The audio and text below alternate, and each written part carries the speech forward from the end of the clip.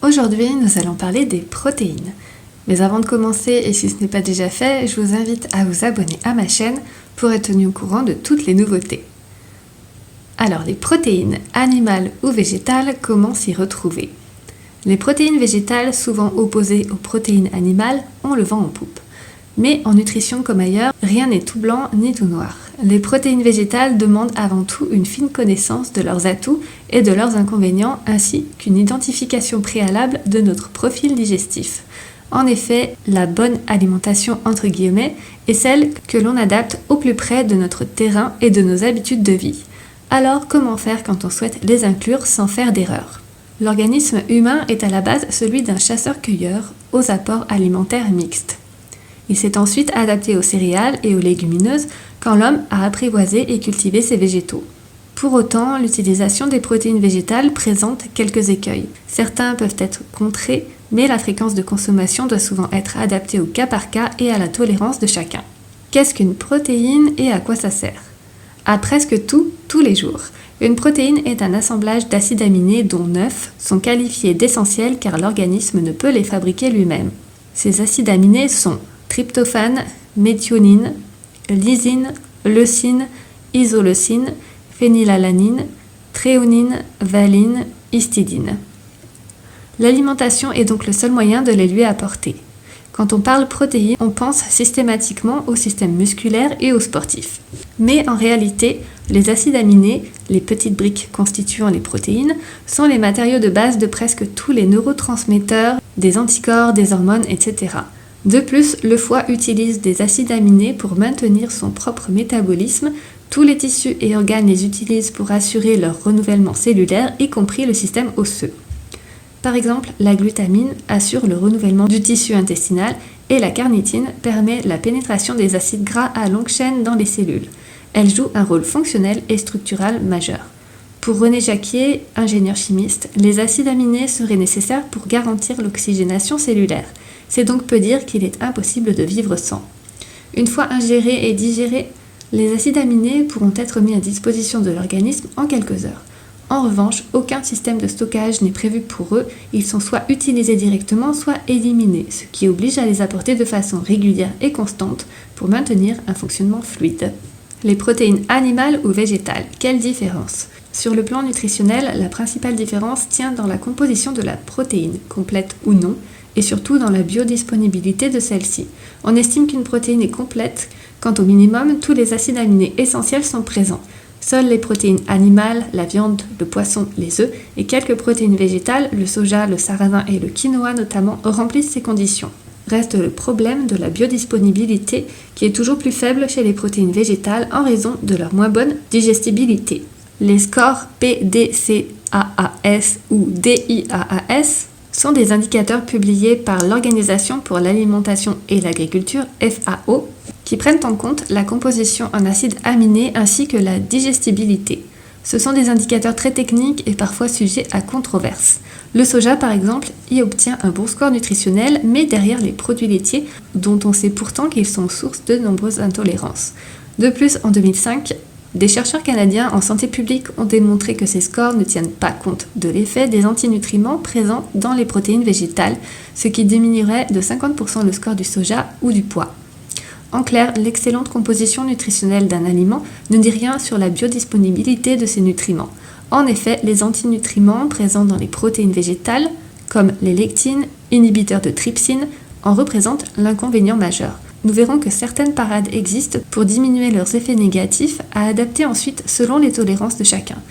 En plus des acides aminés, certaines protéines animales apportent également de la vitamine B12, introuvable sous sa forme active dans les végétaux, et du fer héminique, la forme la plus biodisponible, et de la vitamine D3. D'un point de vue nutritionnel global, on reproche à quelques protéines animales de contenir des graisses saturées, comme par exemple dans les charcuteries et les fromages, ainsi que du cholestérol dans les fromages ou les œufs. Ceci dit, à dose normale, graisses saturées et cholestérol sont également des éléments nécessaires à l'organisme.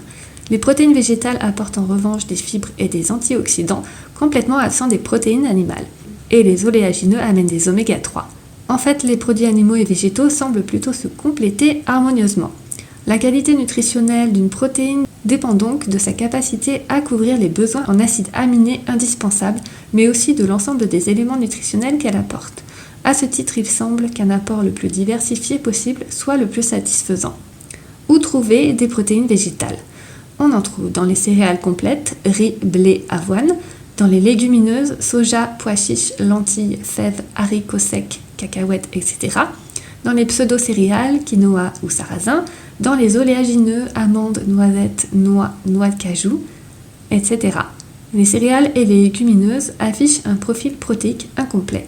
Les premières sont généralement carencées en thréonine, lysine et isoleucine, les secondes en tryptophane, méthionine et cystine. Les habitués savent que lorsqu'un seul acide essentiel est absent de l'assiette, aucun des autres ne sera correctement absorbé. Céréales et légumineuses sont donc à associer pour apporter dans la même assiette un profil protéique complet et favoriser une meilleure absorption.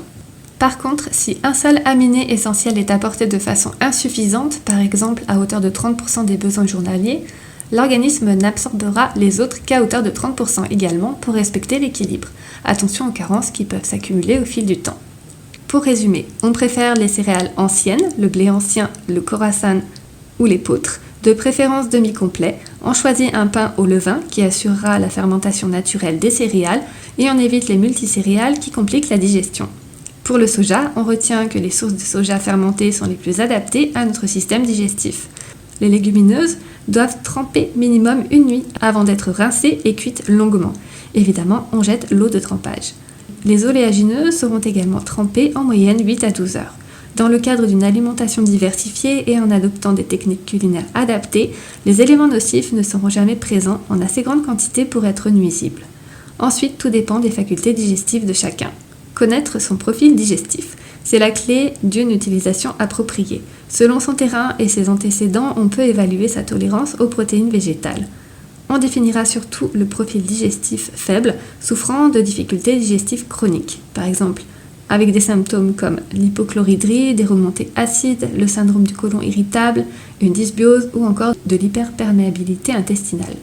Pour ces personnes, une consommation accrue de légumineuses et céréales complètes va augmenter l'inflammation intestinale et leur déminéralisation.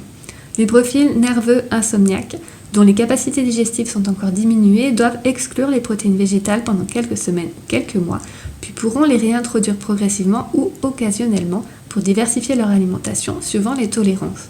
Le profil digestif fort, ne souffrant d'aucune difficulté digestive, inflammatoire, auto-immune, peu stressé, peut, s'il respecte bien les techniques culinaires adaptées, varier son alimentation grâce aux protéines végétales. Attention, même avec un profil digestif fort au départ, si on abuse et que l'on occulte les signaux d'alerte de l'organisme, on peut glisser irrémédiablement vers un profil digestif faible. Certaines parades existent pour tromper les défenses des végétaux, mais nous ne sommes pas tous égaux devant eux. Déterminez votre profil et fiez-vous à votre ressenti personnel. Le bon rythme est personnel, c'est celui de votre organisme. Merci beaucoup d'avoir écouté jusqu'au bout et j'espère que ça vous a plu. Je vous invite à dire en commentaire si vous consommez des protéines, qu'elles soient animales ou végétales, et si oui, de quelle façon vous les préparez et les cuisinez. Et je vous invite également à dire si vous avez des difficultés à digérer les protéines, qu'elles soient animales ou végétales. Si c'est un sujet qui vous intéresse, je peux vous conseiller le grand livre des protéines végétales par Anne Dufour et Carole Garnier, paru aux éditions Le Duc. Je vous mettrai le lien pour le retrouver juste en dessous de cette vidéo. Et si vous êtes en manque d'inspiration, je vous propose également un livre de recettes pour cuisiner les protéines. C'est le livre Protéines, stratégies alimentaires et recettes pour bien les consommer tout au long de la journée de Julie Desgroseilliers, paru aux éditions La Presse. Je vous mettrai également le lien juste en dessous de cette vidéo. N'hésitez pas à liker et à partager à des personnes que cela peut intéresser et inspirer. N'oubliez pas de vous abonner pour être tenu au courant de toutes les nouveautés et moi je vous dis à très bientôt et d'ici là, prenez soin de vous.